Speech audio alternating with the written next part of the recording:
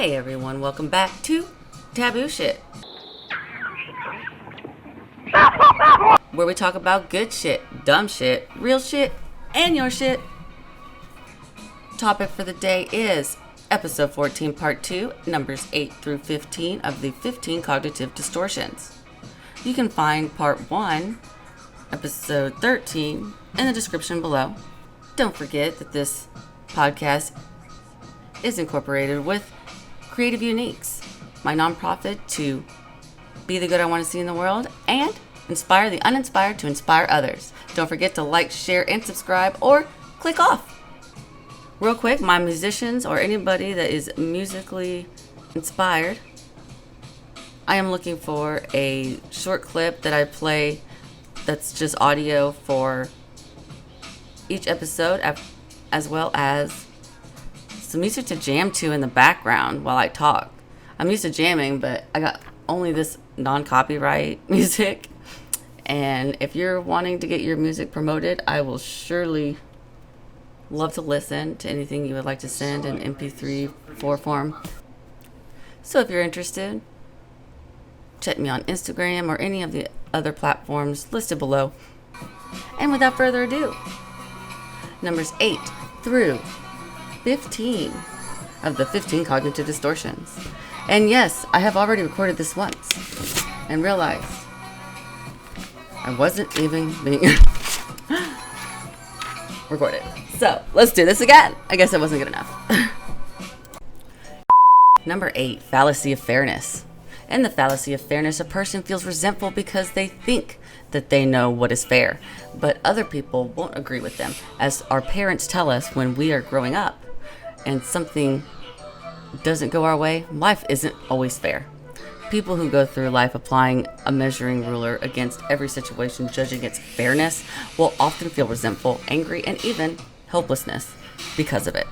Because life isn't fair. Things will not always work out in a person's favor, even when they should. My mother taught me that it is better to expect more out of yourself than others. However, disappointing that sounds, in the perspective of it, it actually was a very important thing for me to learn because it enhanced my integrity of myself, but also I never was disappointed in others. I'm just appreciative of what I'm able to harness from that connection.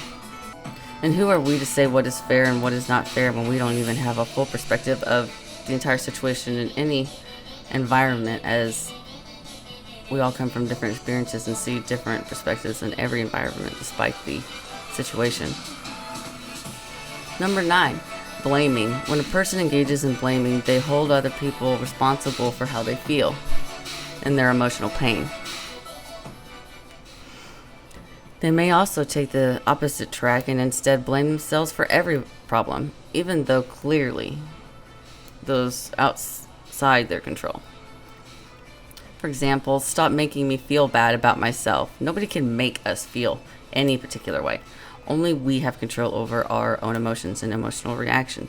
I feel this is a huge thing between the struggle of parents and children. I know that before my healing, before my dive into my own self journey in life, that I did have some resentment towards my parents and thought that I don't feel these things because I wasn't taught these things. Maybe I wasn't taught, but you got to learn how to reparent yourself sometimes and learn. Just because you were taught one thing doesn't mean it's always right, and it doesn't mean that it was wrong either. We're all here learning through our own experiences and how we were able to overcome them. I have also learned that you can only feel a certain way about something if you allow yourself to feel that way.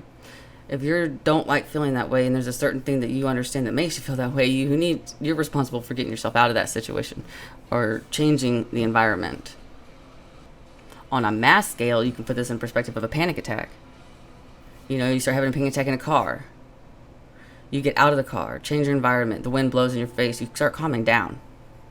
Number 10, shoulds.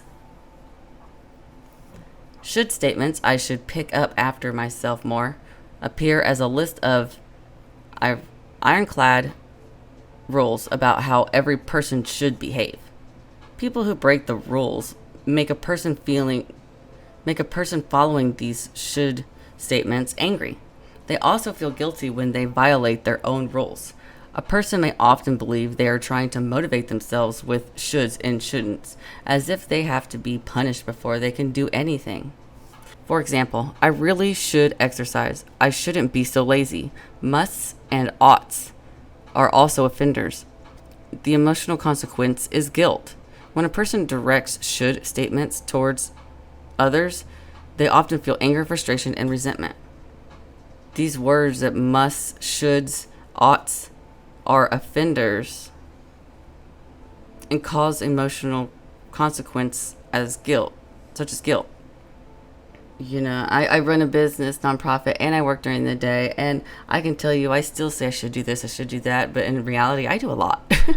I do a lot, and I put a lot of unmeetable expectations on myself, and it weighs me down, and it can cause me to be in a lower vibration mood. And this is something I have to work on daily. Society always talks about how we should do this, we need to do this. A lot of expectations are put on us just from society.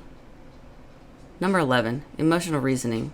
The distortion of emotional reasoning can be summed up by the statement, if I feel that way, it must be true. Whatever person is feeling is believed to be true automatically and unconditionally.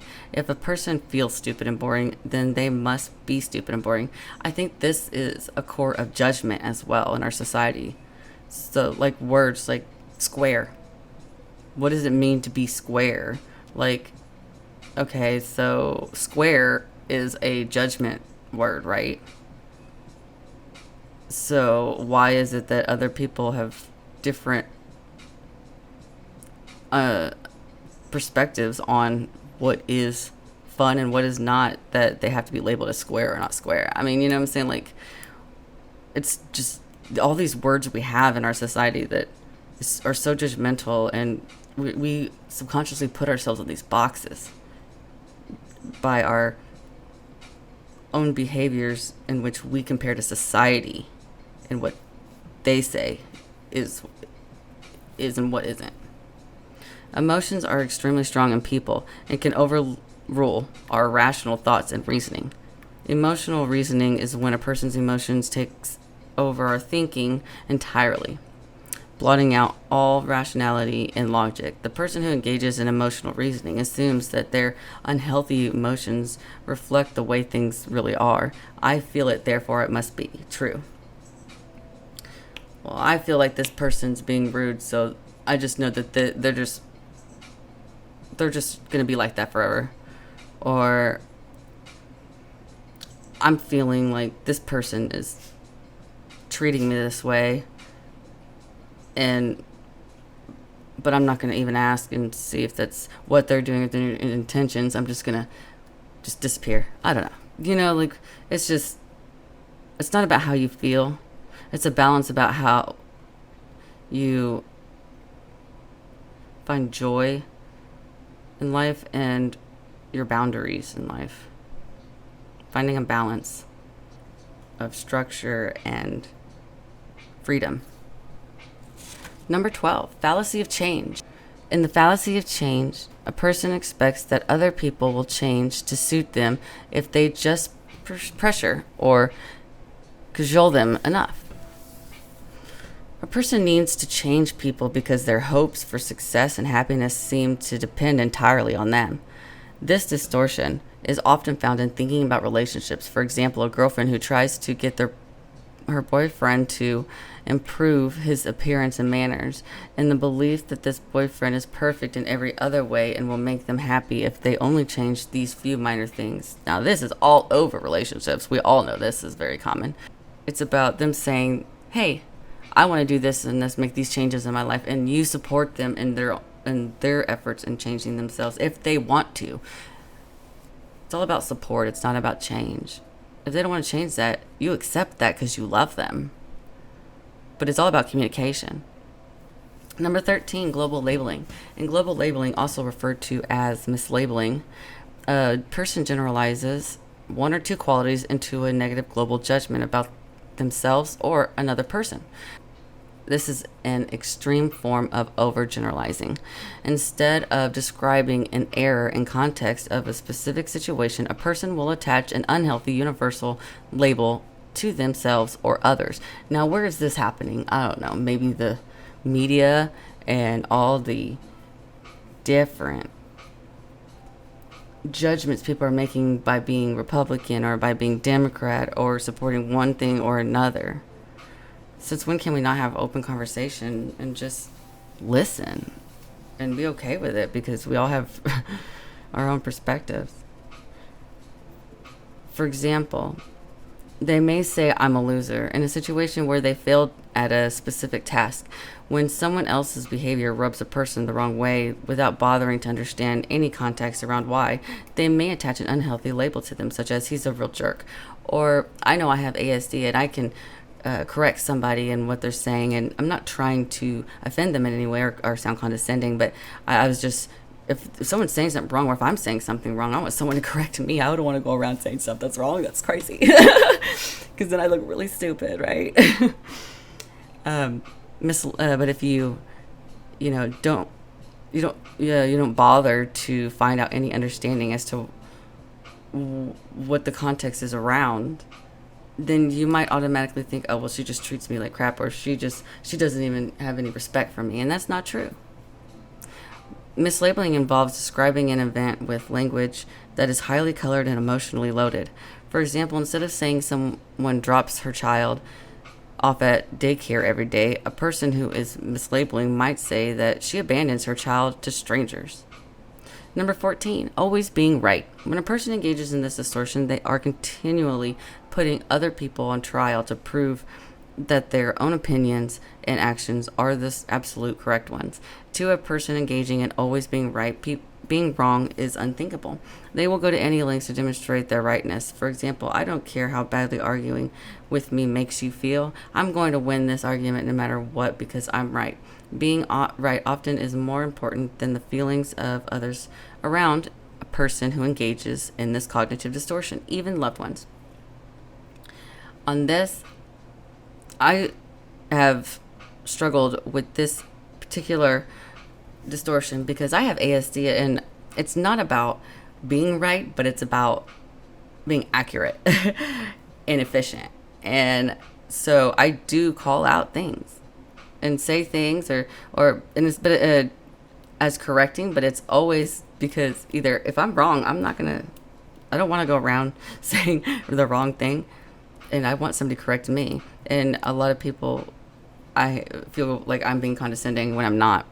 But this is specifically always being right, which is not caring if they're wrong, but they're going to make sure however they prove themselves is going to benefit in their opinion only, and not maybe a non-bias perspective or information or knowledge being presented. And last but not least, heaven's reward fallacy.